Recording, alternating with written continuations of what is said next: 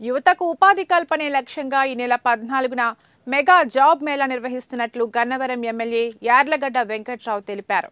ఎన్నికేపాడు TDP కార్యాలయ ఆవరణలో జరిగే ఈ జాబ్ మేళాకు సర్వం సిద్ధం చేస్తున్నట్లు చెప్పారు. విజయవాడలో నిర్వహించిన కార్యక్రమంలో ఆయన పాల్గొన్నారు. 100కు పైగా ప్రముఖ సంస్థలు ఎంపికలు నిర్వహిస్తాయన్నారు. 7వ తరగతి నుంచి డిగ్రీ, బీటెక్, ఎంపీ అర్హతలతో 18 నుండి 35 సంవత్సరాలు ఉన్న ఎవరైనా ఈ మేళాలో పాల్గొనవచ్చునని చెప్పారు. నిరుద్యోగ యువతకు పెద్ద ఎత్తున ఉద్యోగ ఉపాధి అవకాశాలు కల్పించాలనే లక్ష్యంతో తాను ఎన్నికలకు ముందు ఇచ్చిన హామీ మేరకు మెగా జాబ్ మేళా నిర్వహిస్తున్నట్లు తెలిపారు. మల్లవల్లి పారిశ్రామిక వాడలో నియోజకవర్గానికి చెందిన నిరుద్యోగ యువతకు ఉపాధి అవకాశాలు దక్కేలా కూటమి ప్రభుత్వం పారిశ్రామిక అభివృద్ధికి శ్రీకారం చుట్టిందని స్పష్టం చేశారు. 150 మంది జాబ్ రిక్రూట్మెంట్ చేయడానికి అవకాశం ఉంది. నిరుద్యోగ యువతకు ఉపాధి అవకాశాలు కల్పించే లక్ష్యంగా పనిచేస్తానని ఎన్నికల ముందు నేను చెప్పిన పరిస్థితి గన్నవరం ప్రజలందరికీ తెలిసిందే. 15,000 మందికి ఉద్యోగాలు ఇప్పిపోతే వచ్చే ఎన్నికలో ఓటాడనని పలు మీటింగుల్లో చెప్పారు.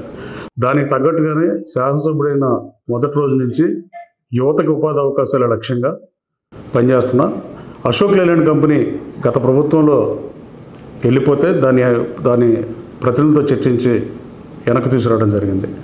దాని స్ఫూర్తితో ముఖ్యమంత్రి చంద్రబాబు నాయుడు గారి స్ఫూర్తితో మల్లవల్లిలో రాబోయే 2 సంవత్సరాల్లో 18 మాసాల్లోనే 420 కంపెనీలు స్టార్ట్ చేయడం ఖాయం. అలాగే నేను 15,000 మందికి ఉద్యోగాలు ఇస్తానంటే మన ముఖ్యమంత్రి గారు నేను మల్లవల్లి పారిశ్రామిక కారిడార్ని నేను కానీ తెలుగుదేశం ప్రభుత్వం కానీ ముఖ్యమంత్రి గారు కానీ ఎన్డీఏ సారథ్యంలో దాన్ని మంచి పారిశ్రామిక వాడగా ఆంధ్రప్రదేశ్లోని అత్యున్నత పారిశ్రామిక వాడగా తీర్చిదిద్దబోతున్నాం.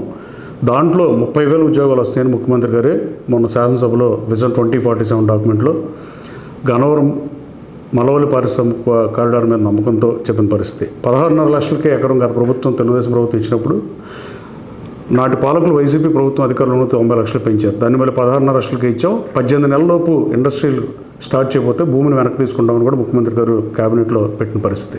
రాబోయే కాలంలో ఇంటర్నేషనల్ ఎయిర్పోర్ట్కి దగ్గరగా ఉన్న అలాగే రైల్వే స్టేషన్ దగ్గరగా